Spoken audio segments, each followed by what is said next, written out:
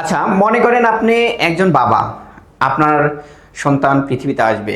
তখন আপনি জানতে পারলেন আপনার যে সন্তানটি পৃথিবীতে আসছে, সেই সন্তান বড় হয়ে আপনাকে হত্যা করবে এবং আপনার যে স্ত্রী অর্থাৎ সেই সন্তানের যে মা, সে বড় হওয়ার পরে তার মাকে বিবাহ করবেন।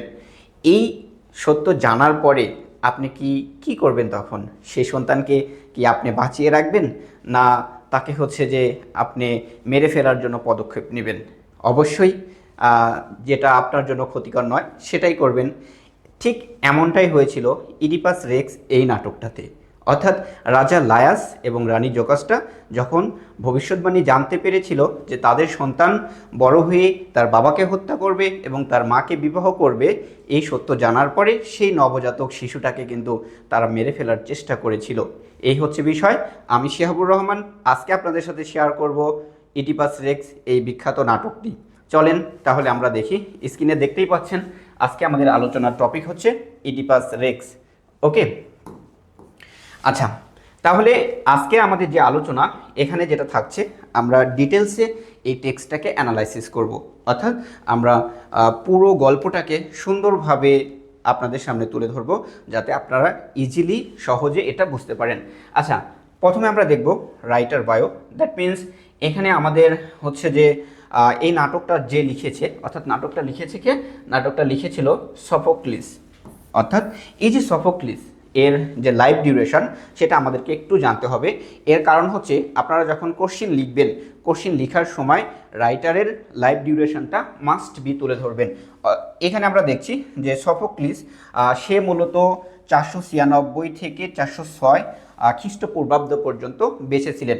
আচ্ছা, খ্রিস্টপূর্বাব্দ এবং খ্রিস্টাব্দ এটার মধ্যে একটু পার্থক্য রয়েছে। অর্থাৎ জিসাস ক্রাইস্ট এ জন্মের আগের যে সালগুলো সেগুলোকে খ্রিস্টপূর্বাব্দ বলা হয়, এবং খ্রিস্টাব্দ অর্থাৎ জিসাস ক্রাইস্টের জন্মের পর থেকে বর্তমান পর্যন্ত যে সালগুলো গণনা করা হয়েছে সেগুলো হচ্ছে খ্রিস্টাব্দ। আচ্ছা, তাহলে আমরা এখানে দেখছি যে এই যে সফোক্লিস কিন্তু একজন বিখ্যাত নাট্যকার ছিলেন। কে ছিলেন? হচ্ছে প্রাচীন গ্রিসের এথেন্সের একজন বিখ্যাত নাট্যকার ছিলেন। সেই সময়টাতে 3জন বিখ্যাত নাট্যকার ছিল, তার মধ্যে সফোক্লিস একজন ছিলেন।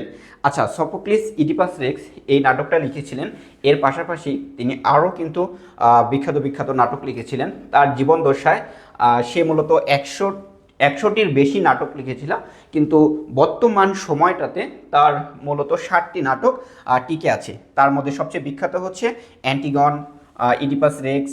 আচ্ছা, আমরা একটু দেখি যে অ্যান্টিগন, ইডিপাস রেক্স, ইলেকট্রা, এই যে এই 3টা নাটক কিন্তু সবচেয়ে বেশি বিখ্যাত। আচ্ছা, রাইটার সম্পর্কে আমরা আপাতত আর কিছু জানতে চাচ্ছি না, পরবর্তীতে চলে আসি আমরা কি ফ্যাক্টে। আশা করি আমার স্ক্রিন আপনারা পুরোপুরি দেখতে পাচ্ছেন। সো কি ফ্যাক্টগুলো অবশ্যই জানতে হবে। এর কারণ হচ্ছে কি ফ্যাক্ট যখন জানবেন সেই টেক্সট সম্পর্কে আপনার এক্সট্রা একটা আইডিয়া থাকবে, একটা ধারণা থাকবে, যেগুলো ছোটো ছোটো ইনফরমেশান কিন্তু বিফ কোশ্চিনে চলে আসে। আপনাদের বিফ কোশ্চিনের জন্য এগুলো খুবই গুরুত্বপূর্ণ, যার কারণে আপনারা যখনই যে টেক্সটটা পড়তে যাবেন সেই টেক্সটের যে কি ফ্যাক্টগুলো রয়েছে সেগুলো অবশ্যই জেনে নেবেন। আচ্ছা, আমরা যদি এখানে দেখি যে আমাদের যে আজকের নাটক, এটার হচ্ছে ফুল টাইটেল হচ্ছে ইডিপাস রেক্স, এবং এটার English name Oedipus the king. অনেক সময় আপনারা কনফিউজ হয়ে যান যে ইডিপাস দ্য কিং এটা দেখলাম, আবার ইডিপাস রেক্স, একই নাটকে দুইটা নাম। এটা হচ্ছে যে মূলত ইংলিশ নেম। ওকে, আচ্ছা, পরবর্তীতে আমরা চলে আসি। এটা লিখেছে কে? সফোক্লিসের লাইফ ডিউরেশন অলরেডি আমরা দেখে ফেলেছি, এবং এটা লেখা হয়েছিল 429 খ্রিস্টপূর্বাব্দে, এবং এটা লেখা হয়েছিল মূলত এথেন্সে। এথেন্স হচ্ছে গ্রিসের একটা অঙ্গরাজ্য। ওকে, আচ্ছা, এটা পাবলিশ করা হয়েছিল 429 খ্রিস্টপূর্বাব্দে, এবং সেই সময়টাকে ক্লাসিক্যাল পিরিয়ড বলা হয়। এবং এটার জেনার যদি আমরা দেখি, এটা মূলত একটা ট্র্যাজেডি। এবং প্লেস সেটিং খুবই গুরুত্বপূর্ণ। অর্থাৎ এই নাটকটাতে যে জায়গায় ঘটনাগুলো দেখানো হয়েছে সেটাই মূলত প্লেস সেটিং। এখানে থিপস নামে একটা শহর দেখানো হয়েছে, থিপস। এই থিপস শহরের যে রয়্যাল প্লেস, এই রয়্যাল প্লেসের এটাই মূলত প্লেস সেটিং। ঠিক আছে, আচ্ছা, এরপরে আমরা যদি টাকচার দেখি, টাকচার খুবই গুরুত্বপূর্ণ, কারণ এই যে আপনার হচ্ছে যে প্রাচীন বা অ্যানশাইন যে ট্র্যাজেডিগুলো রয়েছে, গ্রিক যে ট্র্যাজেডিগুলো রয়েছে, সেই ট্র্যাজেডির স্ট্রাকচারটা খুবই গুরুত্বপূর্ণ হয়। ইডিপাস রেক্স এইটাতে আমরা যদি দেখি, এটার কয়েকটা স্ট্রাকচার রয়েছে। প্রথমে প্লগ, তারপরে হচ্ছে যে প্যারাডস, তারপরে এপিসোড, এবং এরপরে আমরা যদি দেখি যে টেস্টিমন, তারপরে এক্সোডাস, এগুলো কিন্তু পর্যায়ক্রমে আলোচনা রয়েছে, পর্যায়ক্রমে কিন্তু এগুলো দেখানো হয়েছে। এরপরে ক্লাইম্যাক্সটাও খুবই গুরুত্বপূর্ণ। এখানে আমরা এই ক্লাইম্যাক্সটা দেখতে পাই যখন ইডিপাস রেক্স সত্যটা জানতে পারে, তার যে ভবিষ্যৎবাণী বা তার সাথে যে ঘটনাগুলো ঘটে গেছে সেই সত্য যখন জানতে পারে তখন সে কী করে, তার চোখ দুটা কিন্তু অন্ধ করে ফেলে। এটা হচ্ছে মূলত এই নাটকের ক্লাইম্যাক্স। এবং এটা যদি প্রোটাগনিস্ট দেখি, কেন্দ্রীয় ক্যারেক্টার হচ্ছে ইডিপাস, এবং অ্যান্টাগনিস্ট যদি দেখি, অ্যান্টাগনিস্ট হচ্ছে ভাগ্য, ফেত। এই হচ্ছে বিষয়। এই ছিল কি ফ্যাক্ট। এবার পরবর্তীতে আমরা চলে আসি। এবার আমরা যেটা আলোচনা করব সেটা হচ্ছে ব্যাকগ্রাউন্ড। আমি আপনাদের সামনে একদম গল্প আকারে খুবই সহজভাবে বোঝানোর চেষ্টা করব। গল্প আকারে তুলে ধরার এই জন্যই চেষ্টা করছি, গল্প সবচেয়ে বেশি মানুষের মনে থাকে। আপনারা যখন গল্প আকারে শুনবেন বিষয়টা, আপনারও কিন্তু মনে থাকবে। এখন বিষয় হচ্ছে যে এই যে আপনি যে গল্প আকারে শুনছেন বা এই স্টোরিটার গল্প জানছেন, পরীক্ষায় আপনারা কিভাবে লিখবেন, এটা কিন্তু মূল বিষয়। আপনারা বিশেষ করে খেয়াল করবেন যে কোশ্চিনে যে বিষয়টা চাচ্ছে সেই বিষয়টা ঠিক রেখে যতদূর সম্ভব গল্প তোলা যায়, স্টোরি কোশ্চিনের মধ্যে তোলার চেষ্টা করবেন, এবং একদম টেক্সট থেকে রেফারেন্স ব্যবহার করবেন, যেটাকে আমরা কোটেশন বলি।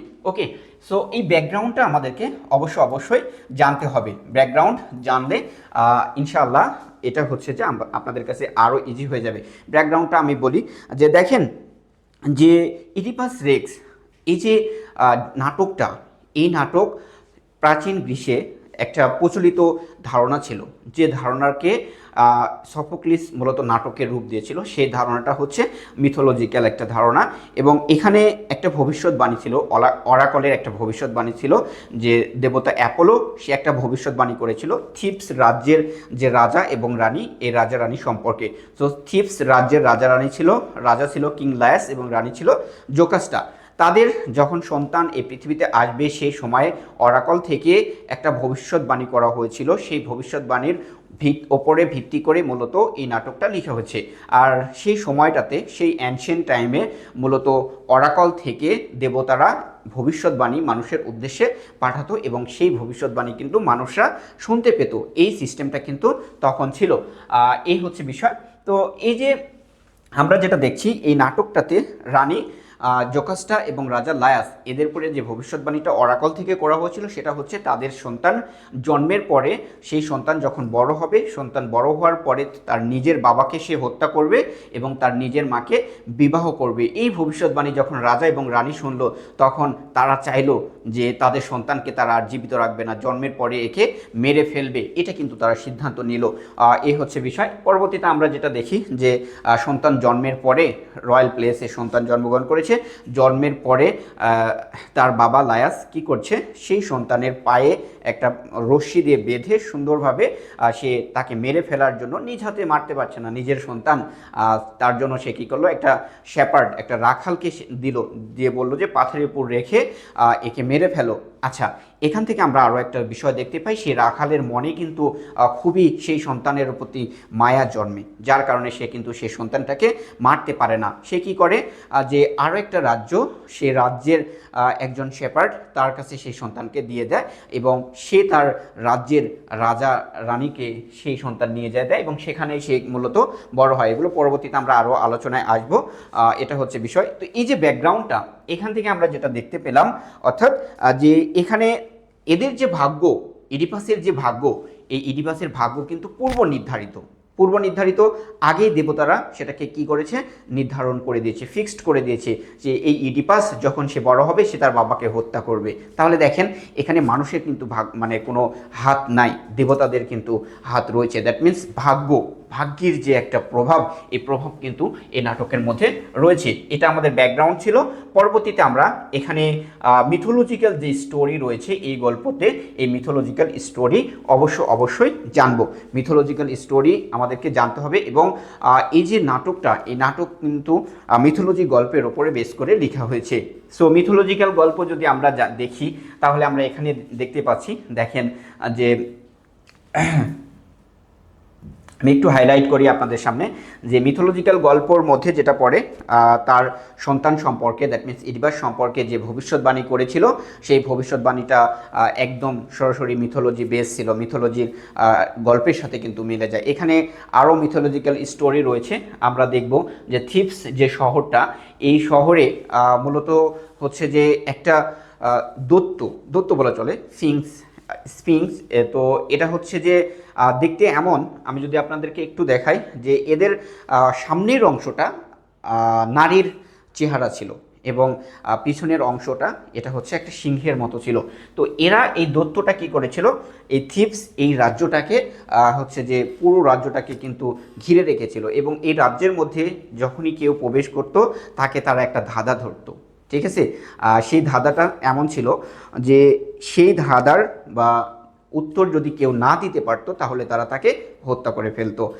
ইডিপাস আমরা যখন দেখি, ইডিপাস যে থিপস এই শহরে যখন প্রবেশ করে, এই ফিংস এরাও কিন্তু ইডিপাসকে কি করে, যে হচ্ছে যে একটা কোশ্চিন করে, সেই কোশ্চিনটা একটা ধাঁধা ধরে এবং সেই ধাঁধাটা এমন ছিল, আমরা আপনাদেরকে একটু দেখাই যে ধাঁধাটা কেমন ছিল।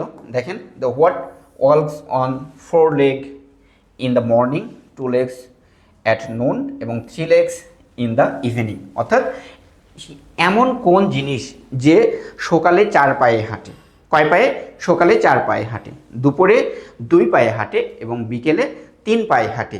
সো এই ধাঁধাটা সবাইকে ধরতো এবং এই দৈত্যরা এই ধাঁধার যখন উত্তর পেত না তখন তাকে মেরে ফেলতো। ইডিপাসকে সেম এই ধাঁধাই ধরা হয়েছিল।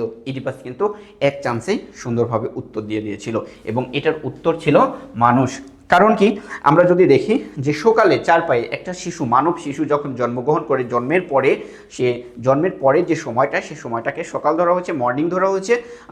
জন্মের পরে শিশু কী করে, হামাগুড়ি দিয়ে চলে, দ্যাট মিন্স 4 পায়ে হাঁটে এবং যে নুন অর্থাৎ দুপুরটাকে এখানে ধরা হচ্ছে যৌবন, মানুষের যখন যৌবনে পৌঁছায় তখন তারা 2 পায়ে হাঁটে এবং যখন বার্ধক্যে পৌঁছে যায় তখন কিন্তু তাদের আরেকটা হাত অর্থাৎ লাঠি কিন্তু তাদের প্রয়োজন হয়। এই কারণে এই যে এই গল্পটা মানে এই ধাঁধার যখন উত্তরটা দিয়ে দেয় ইডিপাস, তখন কিন্তু এই যে স্ফিংস, এই দৈত্যরা এই থিপস রাজ্য ছেড়ে চলে যাওয়ার পরে সেখানকার যে রাজ্যবাসী, সে রাজ্যবাসীরা ইডিপাসকে স্বাগতম জানায় এবং ইডিপাসকে কিন্তু তাদের রাজ্যের রাজা বানায়। তো এই যে মিথোলজিক্যাল যে গল্পটা, এটা কিন্তু এই নাটকের সাথে কিন্তু সম্পৃক্ত।